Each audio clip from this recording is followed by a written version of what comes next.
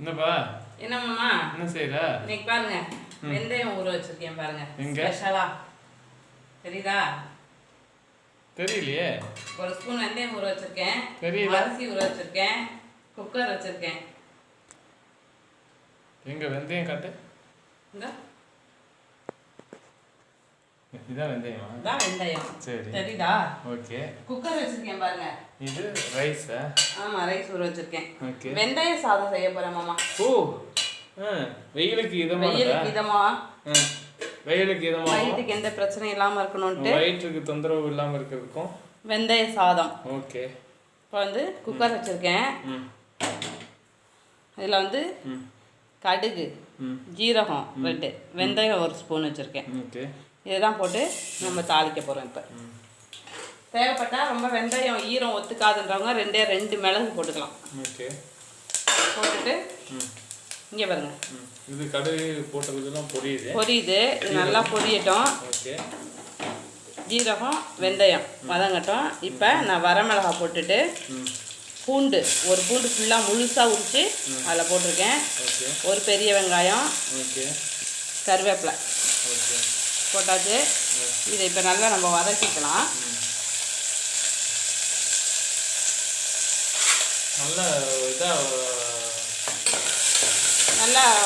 நல்லாவே வதக்கிக்கணும் வெங்காயத்தை. எங்கள் அம்மா சொல்லுவாங்க,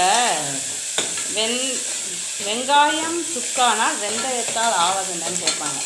அந்த அளவுக்கு ஆனால் சமையலில் வந்து வெங்காயத்தை நல்லா வதக்கணும். வெங்காயம் நல்லா வதங்கினாலே டேஸ்ட் நல்லா கொடுக்குன்றதை அப்படி சொல்லுவாங்க. அந்த வாசம் எல்லாம் மனமெல்லாம் அப்படியே வந்துடும் அப்படின்னு சொல்லுவாங்க. கண்டிப்பாக பொண்ணுங்கம்மா. இப்போ நான் ஊற வச்சுருக்கல இந்த வெந்தயத்தை இதில் போட்டுக்கலாம். போட்டுட்டு லைட்டாக அப்படி பண்ணிவிட்டு உப்பு போட்டுக்குவோம். உப்பு இந்த சாதத்துக்கு தேவையான உப்பு. கல்லுப்பா?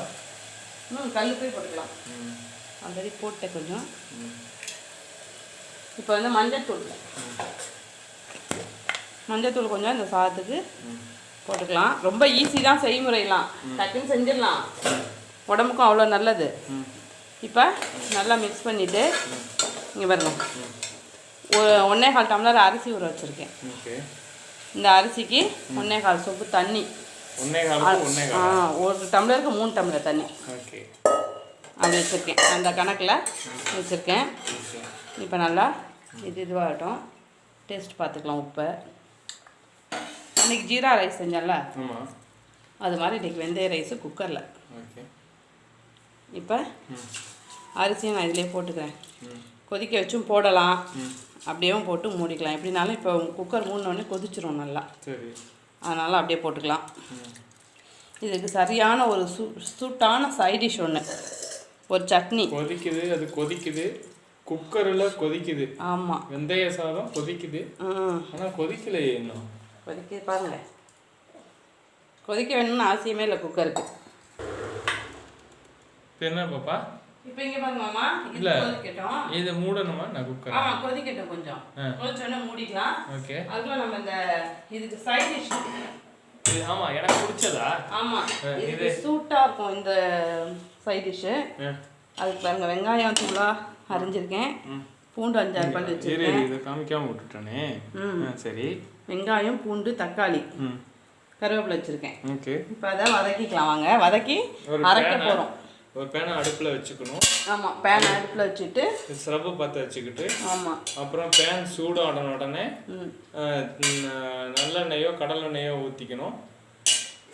கடலெண்ணெய் ஊற்றின உடனே கடலெண்ணெய் சூடான உடனே அதுக்கு தேவையான கடுகு உளுந்த பருப்பு போட்டுக்கணும்.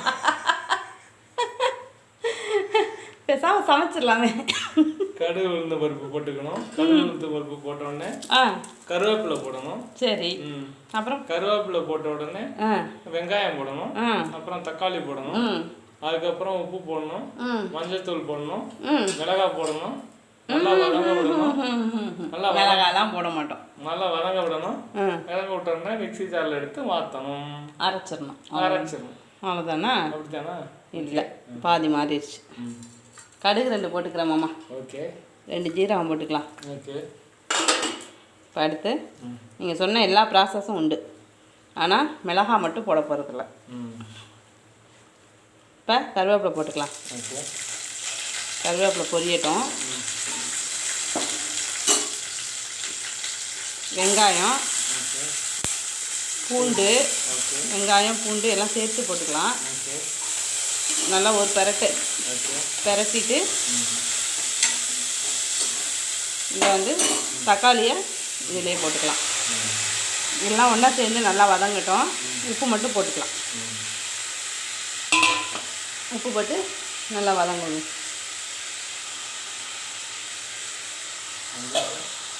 மஞ்சத்தூள்லாம் தேவையில்லை. நான் அதில் ஒன்று போட போகிறேன்ல, அதனால் அப்புறம் போடும்போது பாருங்கள். அதனால் மஞ்சத்தூள் நான் போடல. இது பாட்டுக்கு இங்கே வதங்கிட்டு இருக்கட்டும். இங்கே பாருங்கள், இது கொதிச்சிருச்சு. இப்போ நான் குக்கரை மூடிடுறேன். 5-6 விசில் நல்லா வரட்டும். 5-6 விசில் நம்ம குக்கரை பொறுத்த மட்டும். அவ்வளோதான். வெயிட் போடணுமா? வெயிட் போட்டாச்சு. வெந்தய சாதம் போட்டால் வெயிட் போடுவோமா? வெயிட் கம்மியாகும். வெந்தய சாதம் சாப்பிட்டா வெயிட் கம்மியாகும். ஆமாம்மாம்மா. நீ மட்டும் வெயிட் போடுற? அது குக்கரில் வெயிட் போடணும். நம்ம வெந்தய சாதம் சாப்பிட்டா நம்ம உடம்புல மெட்டபாலிசம் வந்து சமமாகி வெயிட் குறையும், வெயிட் லாஸ் ஆகும். ஓ, புரியுதா? தேவையில்லாத கொழுப்பெல்லாம் கரையும்னு சொல்லுவாங்க. கரெக்டு. கொழுப்பை கரைச்சிடும். உங்களுக்கு முதல்ல குறைச்சணுன்றதுக்காக செஞ்சிட்ருக்கேன். எனக்கு என்ன குறைக்க போகிறேன்? வாய் கொழுப்பு தான் குறைக்கணும். அதை தான் சொல்லுவேன். அதுதான் சொல்கிறேன். வாய் கொழுப்பா உங்களுக்கு அப்படின்னு சொன்னாங்க. அப்படின்னு ஒரு சப்ஸ்கிரைபர் கேட்டிருந்தாங்களா? அவங்க எப்பயுமே ஜாலியாக அந்த மாதிரி ஏதாவது சொல்லுவாங்க. ரொம்ப பிடிச்சிருந்துச்சு. அது யதார்த்தமாக இருக்கிறது வந்து நல்லா இருக்குன்னு சொன்னாங்க. நான் அந்த பேசுறது ரொம்ப நல்லா இருக்கு அக்கா, ஐ லைக் இட் அப்படின்னு சொல்லியிருந்தாங்க. ஓகே, இப்போ இது நல்லா வதங்கட்டுமாம்மா.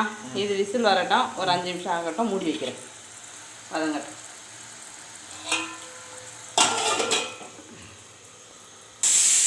விசில் அடிக்குது. புரியல. வந்துருச்சா? ஓகே. அது 3 விசிலுக்கு மேலே வந்துருச்சு. வெயிட் போட்டாவே அது பாட்டுக்கு விசில் அடிக்க தான் தோணும். ஆமாம் ஆமாம். இங்கே பாருங்க. ஓகே. தக்காளி நல்லா வதங்கிடுச்சு. இப்போ இந்த ஸ்டேஜில் நான் மிளகாத்தூள் போடுறேன். கொஞ்சமாகவே போட்டுக்கலாம், ரொம்ப காரம் வேணாம். 1 ஸ்பூன் போட்டுட்டு இதை கொஞ்சம் நல்லா வதக்கிட்டு இப்போ என்ன பண்ண போகிறேன்னா, இது எண்ணெயிலே நல்லா ஃப்ரை பண்ணிட்டு இப்போ வந்து கொஞ்சமாக தண்ணி ஊற்றிக்கிறேன்.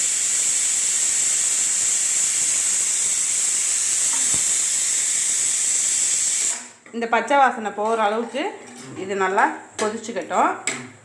இறக்கி வச்சுட்டு அதுக்கப்புறம் என்ன பண்ணலான்னு பார்ப்போம். என்ன பண்ணலாம்ண்ணா? அதுக்கப்புறம் இதை மிக்சியில் அரைக்க வேண்டியது தான். இல்லை, மிக்சிலே அரைக்க அப்படியே சாப்பிடலாம். ஆனால் வந்து திடீர்னு அது கையில் என்னமோ சுடுறது மாதிரி தருது. விசில் அடித்த உடனே டக்குன்னு இருக்கிற மாதிரி ஆயிடுச்சு. இது என்னன்னா, அப்படியே சாப்பிட்டோம்னா கொஞ்சம் தக்காளியாக இருக்கும், வெங்காயம்லாம் இருக்குது. ஆமாம். ஆனால் நம்ம என்ன பண்ண போகிறோம், மிக்சியில் அடிச்சிட்டோம்னா அந்த இது தெரியாது. இந்த சாதத்துக்கு இது வந்து நல்லா செம சூட்டாக இருக்கும், சூப்பராக இருக்கும். கொதிக்கட்டும். ஒரு 2 நிமிஷம் கொதிக்கட்டும். இது விசில் ஃபுல்லாக வந்து முடிச்சிருச்சு. இது வந்துருச்சு மாமா விசில். 7 விசில் வந்திருக்கு. ஓகே. இப்போ இதை வந்து நம்ம ஆஃப் பண்ணிட்டு தணலே வச்சிடலாம். ஓகே.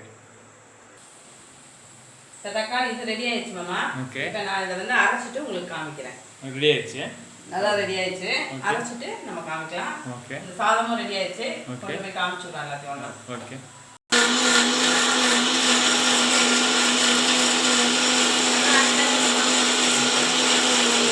நல்லா ஆறிடுச்சு. அதனால நைஸா இப்போ வந்து இதை அரைச்சிக்கலான்ட்டு மிக்சியில் போட்டிருக்கேன். ஓகே. இங்கே பாருங்க, செம சூப்பராக தக்காளி சட்னி ரெடி ஆயிடுச்சா? இந்த மெத்தடில் செஞ்சால் மட்டும்தான் இதுக்கு ரொம்ப டேஸ்ட்டாக இருக்கும். ஓகே. நல்லா அருமையாக தண்ணி ஊற்றி சாப்பிட்ற அளவுக்கு நம்ம ஊற்றி வச்சுக்கலாம் தண்ணி. ஓகே. லேசாக போடணும்னா இன்னொரு சுற்றணுமா? இல்லை, ஒரு சுற்றிக்கலாம். அதெல்லாம் கொஞ்சம் நல்லாயிருக்கும். மிக்ஸி எப்படி இப்படி இதுலேயே சுற்ற முடியும்? மிக்ஸியை சுற்ற முடியும். அப்போ எடுத்து வச்சுனா தானே நான் சுற்ற முடியும். நீங்கள் சுற்றாதீங்க, மிக்ஸியை அரைச்சிடலாம். சட்னி ரெடி. சட்னி ரெடி ஆயிடுச்சு மாமா. ஓகே. இப்போ சாதமும் நல்லா சட்னி ரெடி ஆயிடுச்சு. ஓப்பன் பண்ணி காட்டு. அது கொஞ்சமாக தண்ணி ஊற்றி கலக்கணும். கொஞ்சம் தண்ணி ஊற்றி கலந்துக்கணும். போதும் 2 பேத்துக்கு. ஆமாம் போதும் இதுவே. ஓகே. இப்போ எனக்கு சாதமும் ரெடி ஆயிடுச்சு. ஓகே. இப்போ நல்லா மிக்ஸ் பண்ணிக்கலாம். இது வந்து பொங்கல் இருக்குல்ல, வெண்பொங்கல் அந்த மாதிரி தான் இருக்கும் சாப்பிட்றதுக்கும். ஆனால் டேஸ்ட்டு வித்தியாசமாக செம்ம சூப்பராக இருக்கும் மாமா. நல்லா புலாவ் மாதிரியே இருக்கு. ஆமாம், நல்லா குழையவும் வச்சுக்கலாம், நல்லா தான் இருக்கும். ஓகே. சில அரிசி வந்து குழையாது ரொம்ப, நீங்கள் எத்தனை விசில் விட்டாலும் அப்படியே தான் இருக்கும். சரி. அதனால் அதுக்கேற்ற மாதிரி நம்ம அப்படியே கிண்டி விட்டு மூடி வச்சுக்கணுமா? ஆமாம்மா. ஏன் மூடி வைக்கிறீங்க? தட்டில் போட்டுட்டு பசியார வேண்டியதுதான். அப்படியே ரெடி ஆயிடுச்சு பாருங்க. வெந்தய பொங்கல் செம்ம சூப்பராக ரெடி ஆயிடுச்சு. கூடவே தக்காளி சட்னி ரெடி ஆயிடுச்சு. வாங்க சாப்பிடலாம். லைக் பண்ணுங்க, ஷேர் பண்ணுங்க, கமெண்ட் பண்ணுங்க, சப்ஸ்கிரைப் பண்ணுங்க ஃப்ரெண்ட்ஸ். வாங்க சாப்பிடலாம். பாய். எந்த ட்ரெயின் பிடிக்க போறீங்க? இப்போ எப்படி மணி ஆச்சு? இல்ல வேகம் எக்ஸ்பிரஸ்க்கு மேல ஓடுது. பசி ஆகுது இல்ல, மணி 9 ஆக போகுது மாமா. பசி ஆகுது. வாங்க வாங்க வாங்க சாப்பிடலாம். ஓகே. இதுல முந்திரி போடலாமா? முந்திரி வேணா போட்டுக்கலாம் மாமா. ஓகே சரி. இது ஒரு போட்டோ எடுக்கவா? எடுத்துக்கோங்க. தட்டில் ஆற வைக்கிட்டா உங்களுக்கு?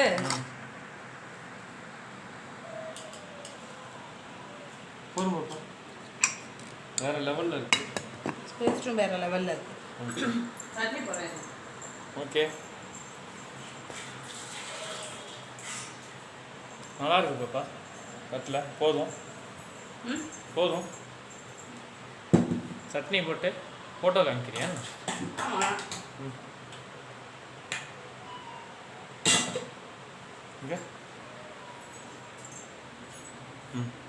எப்போ சொல்கிற வாசனம் வசனம் பாருங்க மாமா. வெந்தய பொங்கல் கூடவே தக்காளி சட்னி. ஓகே. செம சூடா டேஸ்டா அருமையா வெயிலுக்கு ஏற்ற உணவா, நம்ம வயிற்றுக்கும் நல்லா செரிமானம் ஆகக்கூடிய உணவா இருக்கும்.